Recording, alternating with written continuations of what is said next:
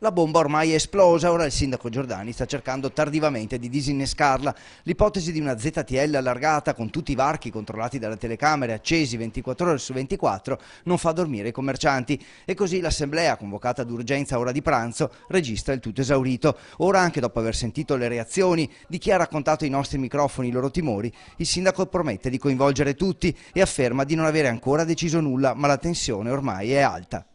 No, mi sono nato qua col paracaduto e mi sono nato qua. È giunto il momento di passare all'azione, di essere dei personaggi come noi siamo, imprenditori, che vanno con le amministrazioni a chiedere cosa volete fare, e quando si tratta di sicurezza i negozi servono con le loro luci accese, con il loro servizio. Quando si tratta di altre cose non servono più.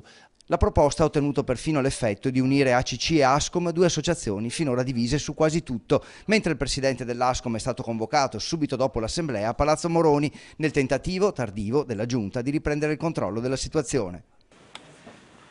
È evidente che i punti di vista nel passato sono stati, per tutta una serie di motivi, come dire, forse anche agli antipodi in qualche occasione.